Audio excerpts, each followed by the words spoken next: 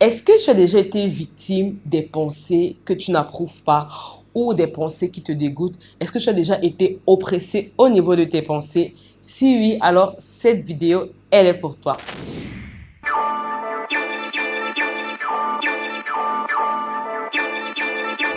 Salut, bienvenue sur la plateforme Mon Témoignage.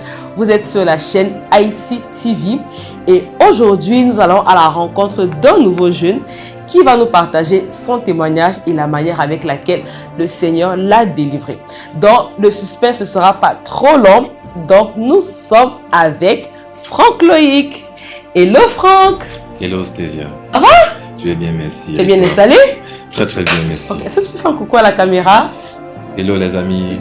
Hello les fidèles auditeurs de IC.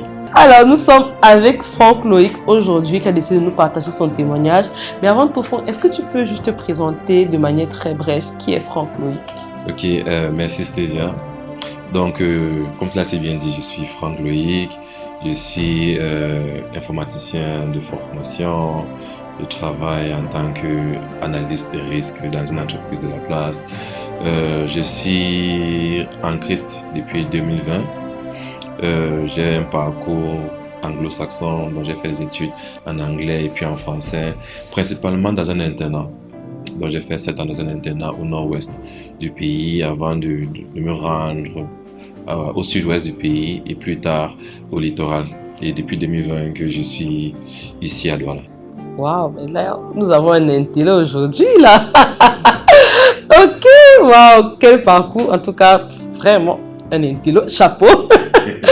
Ok, donc aujourd'hui, Franck, tu as décidé de nous partager ton parcours parce qu'on peut entendre dire waouh, vraiment, quel homme intelligent. C'est vraiment le mari parfait, quoi. Mais le Franck qu'on voit aujourd'hui, ce n'est certainement pas le Franck d'il y a quelques années. Il y a eu un parcours, il y a eu du chemin. Donc, est-ce que tu peux nous partager un peu de Franck il y a quelques années? Qu'est-ce que tu es venu partager aux fidèles auditeurs de IC? Ok, le Franck d'aujourd'hui n'est clairement pas la même personne parce que ce Franck a rencontré Jésus. Ce Franck est capable de s'exprimer devant un tel public en ligne. Pourtant, le Franck d'auparavant ne pouvait pas le faire. Auparavant, j'étais très réservé, très timide même. Aujourd'hui, je juge que je ne suis plus timide. Réservé toujours, mais plus timide. Le Franck d'auparavant aimait beaucoup sortir. Aimait les fêtes, aimait le dehors, aimait les villes de débauche. Donc le Franck d'auparavant, c'est quelqu'un qui pouvait rester très calme, mais comme on aime souvent me dire, tu as l'air très calme, mais très dangereux.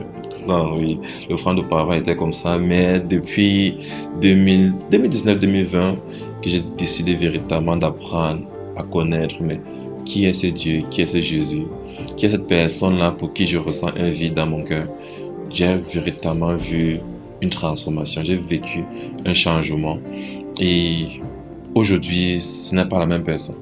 Je veux juste rendre grâce à Dieu parce que il m'amène quelque part, il nous amène quelque part. Tant qu'on décide véritablement d'apprendre à le connaître, de faire sa volonté, de marcher selon ses directives, on va arriver quelque part avec le Seigneur. Donc, je veux juste rendre grâce à Dieu pour la personne que je suis aujourd'hui et la personne en plus que je serai demain. Amen, waouh.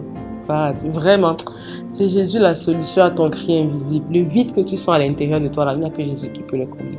Ok, ben voilà, quand j'écoute ce que tu dis, j'aimais les fêtes, j'aimais le dehors, je me dis en fait que, voilà, la France est également quelqu'un qui aimait beaucoup les femmes. Oui, mais pas tellement que ça. En fait, j'étais très réservé, très timide. Donc du coup, je pouvais être intéressé par les femmes, mais j'allais rester dans mon coin.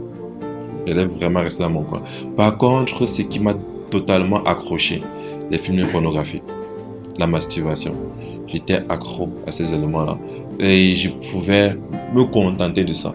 Parce que c'est vrai, comme je disais tantôt, j'ai grandi, j'ai fréquenté un internat au nord-ouest du pays, un internat anglophone. Et c'était un internat dirigé par l'église catholique. Par les frères maristes, comme on les appelait très souvent. Et du coup, très tôt, ils nous ont inculqué la culture de la Bible, la culture de la parole.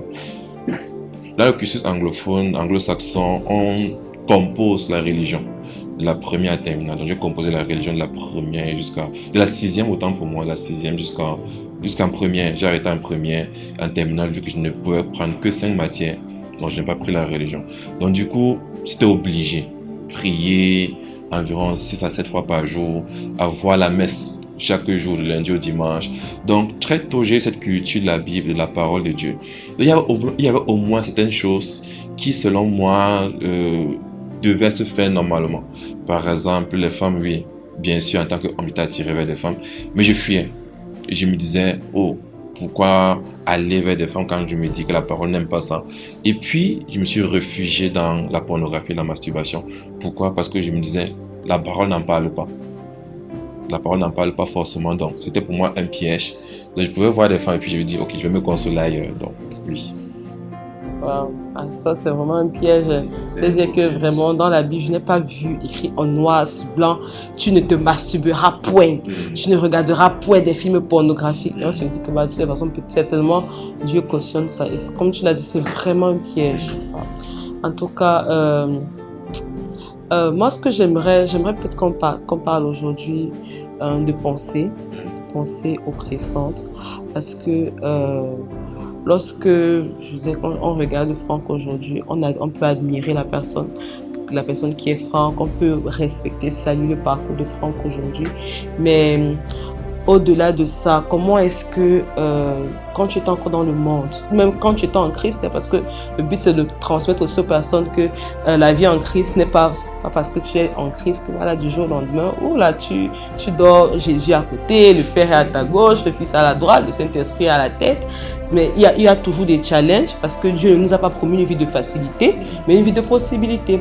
Maintenant, est-ce que je voudrais savoir comment étaient tes pensées? Comment est-ce que tu as vécu des pensées oppressantes? Est-ce que dans la vie où tu étais dans le monde là, et même quand tu as décidé d'arrêter le monde, comment étaient tes pensées, que ce soit vis-à-vis des femmes ou bien vis-à-vis même des hommes? Voilà, est-ce que tu peux nous en dire un peu plus, quoi? Oui, tout à fait. Effectivement, j'ai vécu des oppressions au niveau des pensées. C'est vrai qu'à un moment donné, tu peux ne pas te rendre compte du fait que c'est une oppression. Mais quand tu essaies de te cultiver, quand tu essaies de comprendre ce que la parole dit, quand tu essaies d'écouter des voix qui ont eu à vivre certaines choses et qui savent identifier ce qui ne va pas véritablement, tu arrives à comprendre ce qui se passe. Alors, mon histoire avec les oppressions, avec les pensées impures, les pensées négatives, je ne saurais exactement dire quand ces pensées ont commencé. Mais c'est que j'ai vécu avec des pensées oppressantes pendant au moins 10 ans. Et la pensée surtout oppressante qui m'a beaucoup accablé durant mon parcours, c'était une pensée qui me disait « Ah, tu peux être attiré vers les hommes ». Je n'ai jamais ressenti une attirance physique envers un homme. Par contre, j'avais quand même des voix que j'entendais qui me disaient « Ah, tel homme il est mignon, tel homme il est beau, tu peux l'embrasser ». Et puis je me disais « Mais d'où sont ces pensées ?» Je sais que je suis attiré vers des femmes. Même si à un moment donné je fuyais, même si c'est que j'ai eu quelques expériences, mais pourquoi est-ce que j'avais ces pensées? Pourquoi est-ce que j'avais ces voix-là? Je n'arrivais pas à discerner. Et quand je suis arrivé en Christ, même avant d'arriver en Christ, j'avais eu à chasser ces pensées, à dire non, c'est pas normal, ce n'est pas moi. Et puis à un moment donné, je me suis dit, ça va partir, sauf que ça ne partait pas. Ça ne disparaissait pas. Ça devenait comme une nature, c'était naturel. Tu te lèves le matin, tu n'as pas cette pensée. Tu pars peut-être à l'école ou bien au boulot, tu continues tes activités de la journée, tu n'as pas cette pensée. Mais après, tu te retrouves en train de parler avec une personne et puis directement ça arrive. Ou bien après tu vois une personne passer et puis directement ça arrive.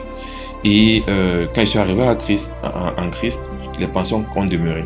J'ai donné ma vie à Christ, j'ai été libéré de la pornographie, j'ai été libéré de la masturbation.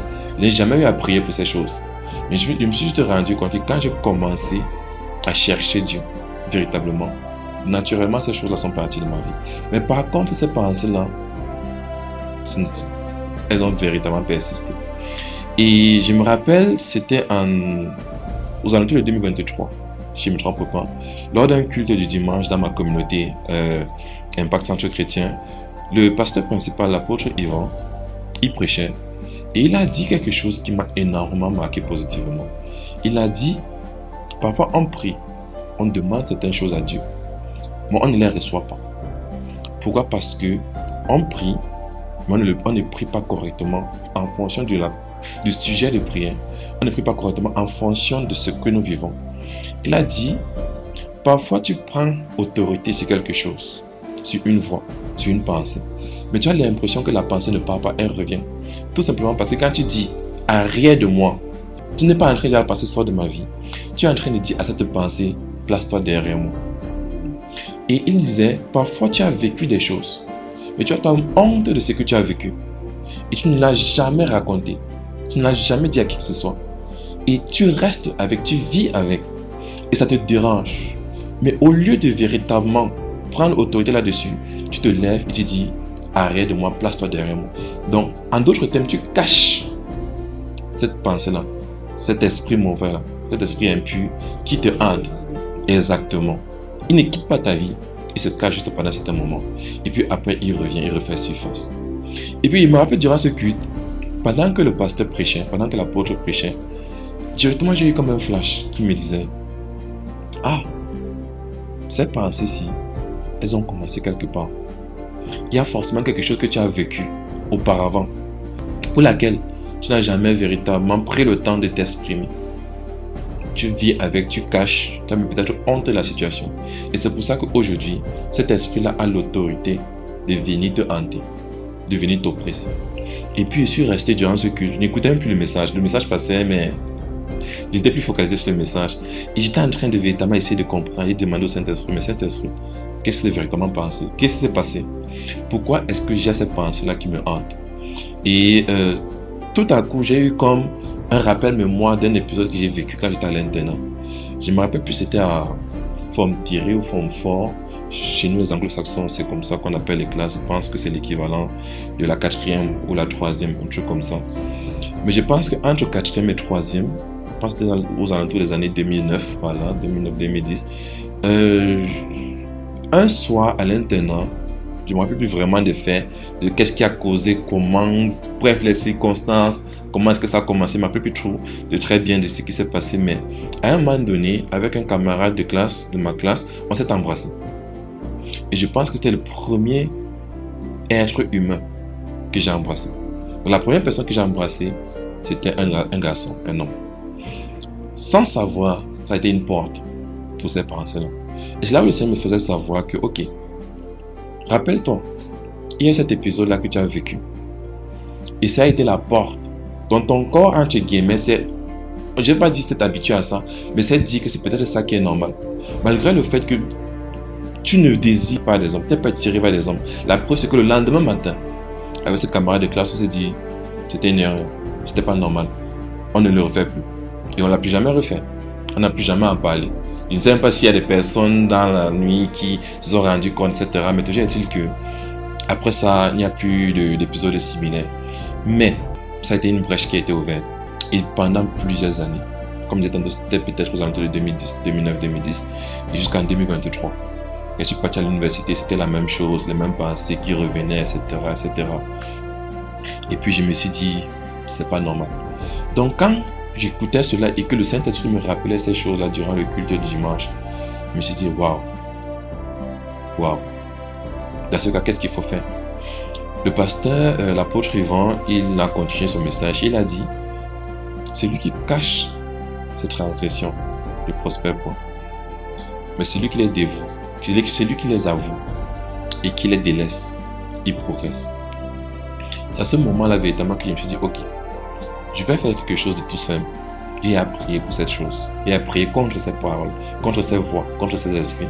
Et je ne vois pas un changement. Je ne vois pas une différence. Je vais donc décider d'en parler publiquement à des personnes. C'était un dimanche et dans ma communauté Impact Centre Chrétien, les jeudis, on a les familles d'impact. Famille d'impact, alors c'est des rassemblements où les personnes viennent le jeudi pour partager la parole de Dieu, un petit groupe d'environ 10 personnes. Donc je me suis dit, ok, le jeudi à la famille d'impact, je vais en parler. J'avoue que ce jeudi-là, c'était pas facile. Ce n'était pas facile. Je suis arrivé à la famille d'impact, j'avais l'habitude d'arriver souvent en retard à cause du travail, je quittais souvent le travail tard. Je suis arrivé à la famille d'impact en retard comme d'habitude. Et très souvent, on prend la parole on donne la parole à tout un chacun pour qu'il se présente, pour qu'il puisse raconter sa semaine, dire comment il va, etc. Et quand on est arrivé chez moi, j'ai dit à la personne qui conduisait la session, est-ce que je peux passer en dernier? Parce qu'il y a quelque chose que je vais dire et j'aimerais le dire en dernier. Puis elle m'a dit, ok, il n'y a pas de souci, tu vas passer en dernier. Donc on a fait le tour et je ne voulais pas que le moment arrive. Mais bon, ça arrivé. Quand ça arrivé, il fallait prendre la parole, il fallait en parler devant plusieurs personnes, des personnes que tu ne maîtrises pas forcément, des personnes qui ne te connaissent pas forcément. Je me suis dit, il faut le faire. Je me suis levé, j'ai commencé à respirer, j'ai commencé à faire des étirements. C'était pas évident. Et puis je me suis dit, ok, je vais en parler. Donc j'ai pris le temps et j'ai véritablement raconté ce que j'ai vécu et comment est-ce que j'ai été oppressé par ces pensées-là. Et à la fin du moment, à la fin du partage, j'avais même envie de pleurer, mais je ne me rappelle plus si j'ai pleuré ou pas. Mais à la fin du partage, c'est qu'on disait le moment, elle a prié pour moi, la famille d'Impact a prié pour moi. Et puis je me suis dit, ok, merci Seigneur pour cette action qui a été menée. Mais cette action m'avait donné une parole ce dimanche-là, et peut-être j'ai oublié de le préciser. Il m'avait dit, tu vas en parler à la famille d'Impact. J'ai décidé d'en parler à la famille d'Impact. Puis il m'a dit que c'est à ce moment-là que tu vas prier, c'est après cela que tu vas prier. Ce soir-là, je suis rentré chez moi, j'ai prié. Et je me rappelle, j'ai prié comme jamais. C'était pas un thème de durée de temps, ou bien un thème de qualité, mais c'était particulier. Je ne pense pas avoir vécu une prière comme j'ai vécu la prière ce jour-là. J'ai commencé à prier, j'ai rendu grâce à Dieu qui m'a donné la capacité de pouvoir en parler. J'ai rendu grâce à Dieu qui m'a fortifié et qui m'a conduit, qui m'a amené jusqu'à chez moi pour pouvoir entrer dans ce temps de prière. Et pendant que je priais, j'ai vu des esprits fuir. J'ai vu véritablement des esprits comme on voit souvent dans les films. Un esprit qui est en train de partir à gauche, qui est en train de partir à droite, etc. Et j'ai vu comme une hache en or. Je voyais comme une hache en or qui descendait du ciel. Tout doré.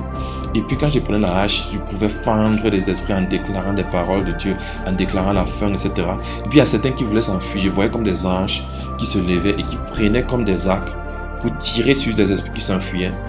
Et je peux déclarer, et puis je peux attester que depuis ce jour, j'étais libéré de ces pensées. La Bible dit que quand un esprit mauvais est chassé d'une terre, elle sort, elle se rend dans les lieux arides, et puis elle rôde là-bas. Mais à un moment donné, elle essaie de revenir chez elle, entre guillemets, son ancêtre chez elle. Et après, quand elle se rend compte qu'elle ne peut pas, elle cherche cet esprit plus fort qu'elle pour revenir. La Bible nous dit qu'un homme fort peut être lié et chassé et retiré, uniquement par un homme plus fort.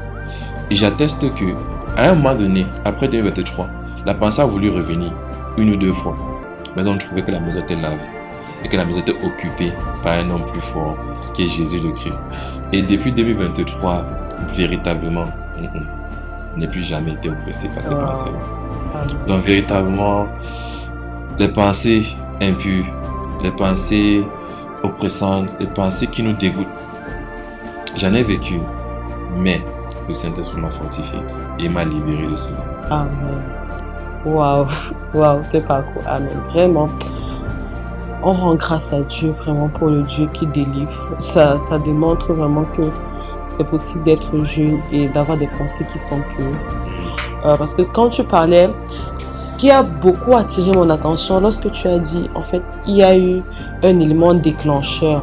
Parce que des fois, on peut se dire que bon voilà, vraiment ça, moi je ne sais pas comment c'est venu, c'est seulement comme ça du jour au lendemain, je me suis réveillée avec ça comme ça, mais il y a toujours un déclic et au fur et à mesure sans que peut-être que toi dans tes pensées tu as oublié, mais au plus profond de toi ta mémoire a enregistré cela et ça a transmis un message à ta chair. Toi par exemple c'est un acte qui a été posé, ça, on va dire quoi, c'est un bisou qui avait été fait. Et pour d'autres personnes, il peut y avoir, comment est-ce que je vais dire, ça peut être par une vidéo même que tu as vue, ça peut être par un film. Et récemment encore, en fait, j'étais en train de faire le constat, je me rendais compte en fait que tous les films, quand tu regardes même les films, tous les films qui sont sortis à 2024-2025, il y a toujours une scène homosexuelle. C'est-à-dire qu'on trouve toujours le moyen, même de manière subtile, à créer une scène homosexuelle. Donc si vraiment ton esprit n'est pas préparé, ou bien si tu es une personne qui n'est pas encore vraiment assise spirituellement, ou bien qui dandine encore, à force de regarder ces vidéos-là, tu peux te dire en fait que c'est la norme. C'est pour ça que c'est important de savoir déjà les personnes avec qui on marche, parce que bon, après tu me diras que, et c'est vrai, la personne, c'était pas volontaire, peut-être, c'est pas que la personne a voulu de manière malsaine venir pour t'embrasser ou alors pour t'introduire dans la secte des homosexuels, mais l'entourage compte. L'environnement compte. Bon, tu étais beaucoup plus jeune, mais si je parle par exemple aux jeunes qui ont peut-être la même tranche d'âge que nous, c'est de se dire que voilà, si tu veux pas te retrouver être dans ces choses, ne te mets pas autour des personnes qui te pousseront à être dans ces choses. Franck Loïc a parlé d'un acte qui a été posé, mais au-delà d'un acte qui a été posé, ça peut être une image que tu regardes, ça peut être des choses que tu entends qui créeront le déclic dans ta tête, et après tu vas te retrouver en train de penser aux garçons et tout ça. Et l'autre chose qui m'a beaucoup marqué lorsque tu as parlé, c'est la puissance du témoignage. Ah, vraiment, comme Apocalypse 12, on dit qu'ils l'ont vaincu à cause de la puissance de leur témoignage. Il y a vraiment la puissance dans le témoignage. Vraiment, moi je salue ton courage. Je salue vraiment ton courage, le fait, et avant même ça, le fait d'avoir discerné la voix de Dieu dans cette prédication-là. Parce que je dis qu'on parlera d'un passant chrétien, on parlera peut-être d'un culte où il y avait peut-être 500 personnes, mais au milieu de tout le message de l'apôtre, tu as su discerner en fait que cette phrase-là, c'est la tienne.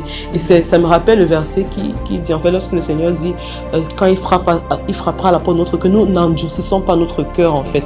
Parce que le Seigneur, lui, il est toujours disposé, il est toujours disponible à pouvoir nous délivrer, nous sortir des situations. Mais c'est à nous de pouvoir laisser notre cœur ouvert pour pouvoir répondre à son appel. Il t'a appelé, il a frappé à ton cœur pour la délivrance au travers de cette prédication, parce que ton cœur était ouvert, il était disposé, tu as su discerner la voix et tu as su obéir quand il t'a demandé de témoigner, parce qu'après tu aurais pu dire ah ok c'est je vais témoigner, mais tu aurais pu attendre même 1 mois, 2 mois, 3 mois, de toutes les façons tu auras voilà exactement le quand, tu sais ça exactement, le quand je serai prêt. Ah maman, le moment c'est maintenant. Ça on dit tout. Il y a un proverbe qui dit celui qui meurt à demain il trouve malheur en chemin. Donc vraiment il y a vraiment de la puissance dans le témoignage. C'est de se dire, en fait, quand je t'écoute parler, c'est de se dire à plusieurs jeunes aujourd'hui qui passent par la même situation, que ça peut être des pensées un peu, ça peut être de l'homosexualité ou bien peu importe, de se dire de ne pas garder ça pour soi, de ne pas te dire que voilà, de toutes les façons, moi je suis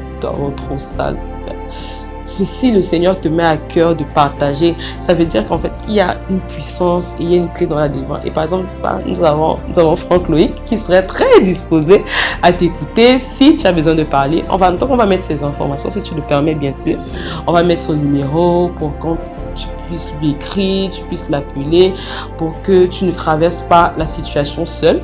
Voilà, l'avantage aussi avec lui, c'était qu'il était dans une communauté. Donc après qu'il ait partagé, il y a eu des frères et des sœurs qui sont venus prier. Donc la prière que les frères et sœurs ont fait là, ça a apporté un plus à la prière que lui-même il a eu à faire après lorsqu'il était seul dans sa chambre. Donc appelle-le, écris-le, contacte-le. Il va t'aider.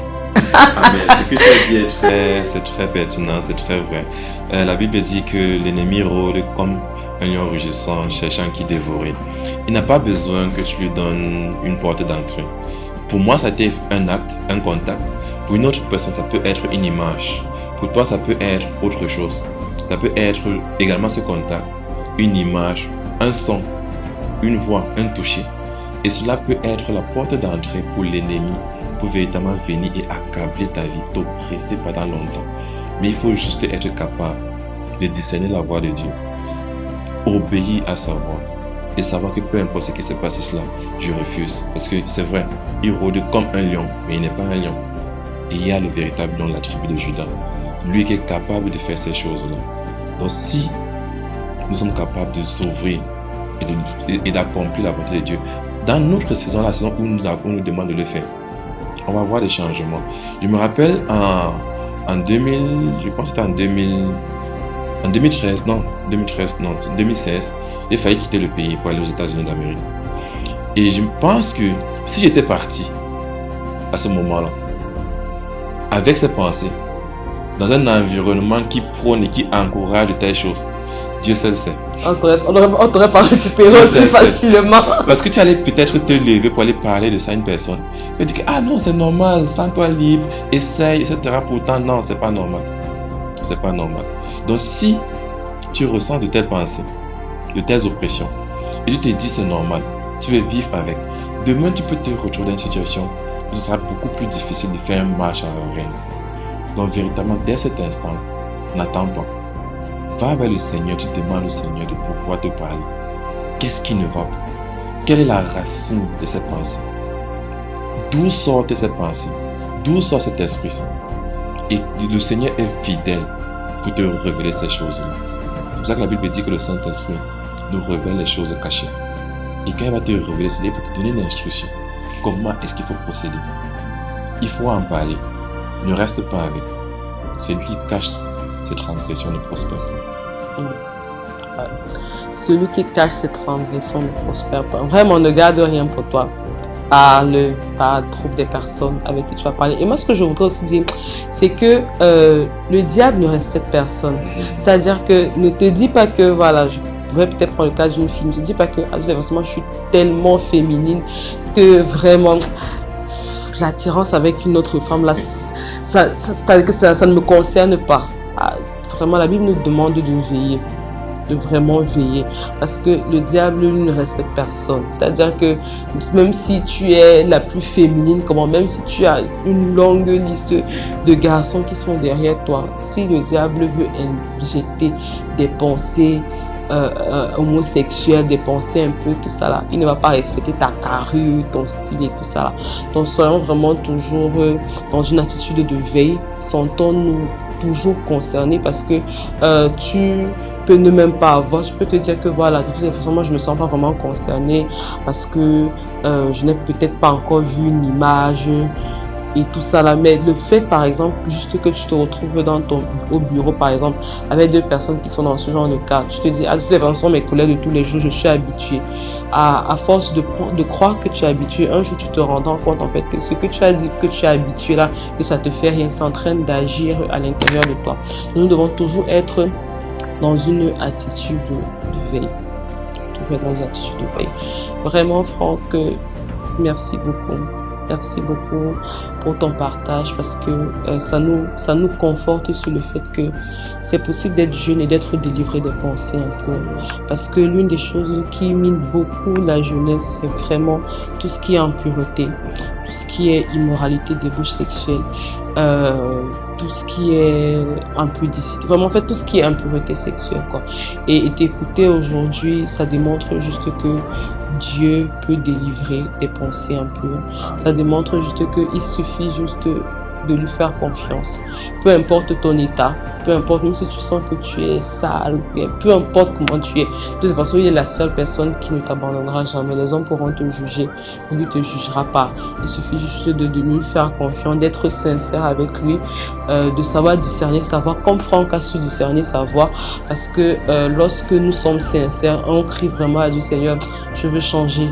Il trouvera toujours une solution pour que nous soyons délivrés. Franck, il a trouvé une solution, il a exposé un message, il a poussé à poser des actions, à prier, à témoigner, et aujourd'hui nous pouvons voir un Franck qui est totalement libéré, totalement délivré. Donc je te dis, Jésus est la seule solution à ton cri invisible.